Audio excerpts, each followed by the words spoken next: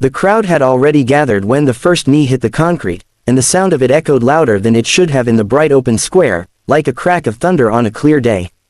People slowed their steps, phones hovered in uncertain hands, and a sharp, uncomfortable silence spread as a woman in a modest sky-blue teacher's kurta was forced downward by men who smiled as if cruelty were a performance meant for daylight. That was the moment everything changed, even if no one realized it yet, because humiliation planted in public can either break a soul forever or awaken something unbreakable. Before the story pulls you deeper, if you believe in kindness, second chances, and standing up for what's right even when the world feels cruel, please like this video, share it with someone who needs hope, leave a comment, and subscribe to the channel, Kindness Journal. Your support helps stories like this reach hearts that are hurting. Her name was Mehr Noor, and she had spent 12 years teaching literature and ethics at a government college on the edge of the city, a place where dusty roads met hopeful classrooms. She believed in daylight honesty, in the quiet power of words, and in the idea that education could soften even the hardest minds. That belief was why she had stood up weeks earlier against a small but influential group that ran illegal activities around the campus, men who treated fear as currency and respect as something taken by force. Mehr Noor had reported them after witnessing students being threatened, and from that moment, her days began to feel heavier, as if the sun itself watched her with concern. The bullies were known locally as Rashid Kamar, Iltish Farouk, and Basim Kaleem, men who thrived on public dominance. They did not strike in shadows, they preferred daylight humiliation, where witnesses felt helpless and silence felt safer than courage. On that morning, the city square was alive with routine sounds of traffic, street vendors, and schoolchildren passing by, but beneath the normalcy was a tightening tension. Mehr Noor had been stopped on her way to the college, surrounded, accused loudly of false things, and dragged into the center of the square where dignity felt dangerously fragile. They forced her to kneel not with sudden violence but with slow pressure, the kind that steals breath and leaves no visible marks. Her palms scraped the warm concrete, and the world seemed to tilt. Faces blurred, some filled with pity, others with fear, many with indifference. The sun was high, shadows short, and everything happened in full view, as if the day itself had been made a witness. Mehr Noor felt shame burn through her, but beneath it, something older and stronger stirred, a memory of long mornings of training she had once taken quietly, never to show off, never to harm. Years ago, after losing her father to a random act of street violence, Mehr Noor had enrolled in a self-defense and martial discipline program meant for women. It was not about fighting, it was about grounding, balance, and knowing how to rise when pushed down. She had continued training for years, early mornings before school, empty rooftops, controlled breathing, disciplined movement. No one at the college knew. She had never needed them to.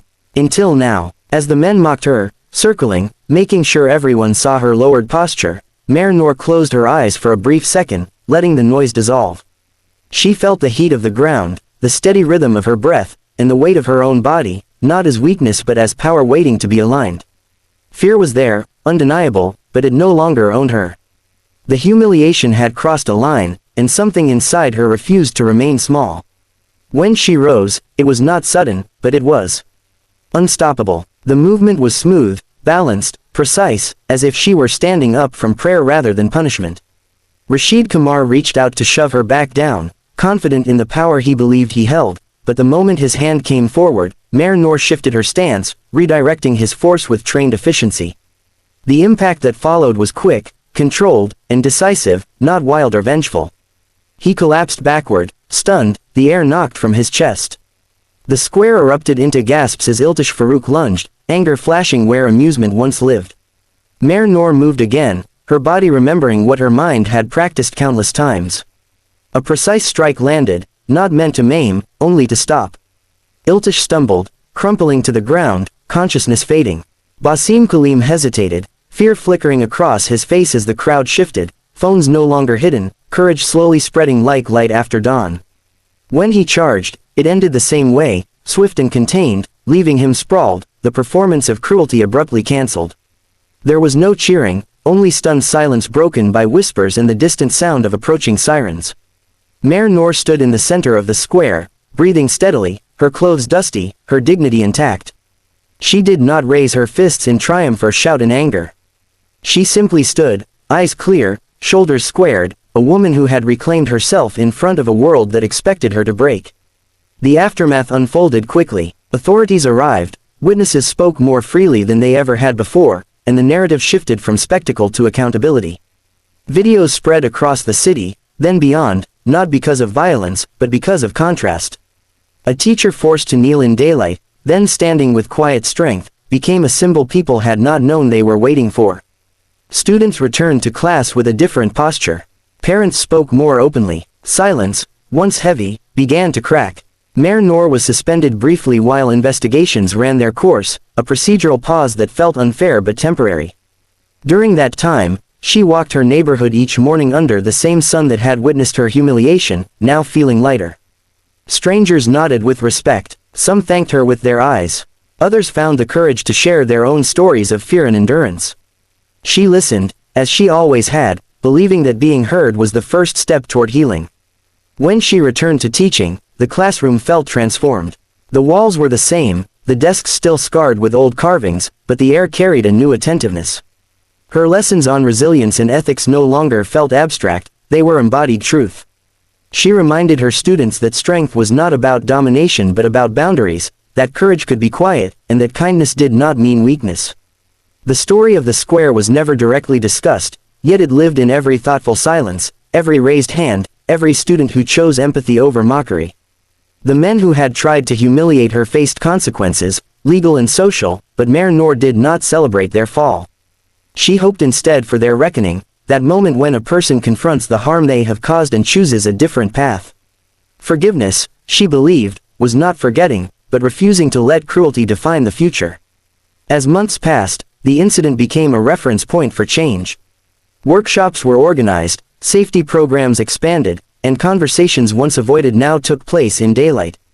Mayor Noor remained what she had always been, a teacher, walking to work with a stack of papers under her arm, greeting the morning vendors, trusting the sun again. If this story has stirred something inside you, if it has reminded you of the quiet strength that can live within ordinary people, please take a moment to like this video, share it with someone who needs encouragement, and subscribe to Kindness Journal. Your engagement helps spread stories that heal rather than harm. And before the ending, a special request just for you, please comment one word that describes how this story made you feel. Your words matter more than you know. On that same square, long after the cameras moved on, the concrete still bore no marks of what happened, but the city remembered. Daylight continued to fall generously, illuminating faces that now looked up instead of away. Somewhere between fear and courage, between silence and voice, a teacher had risen, and in doing so, reminded everyone watching that dignity, once reclaimed, has the power to knock cruelty out cold without ever losing its humanity.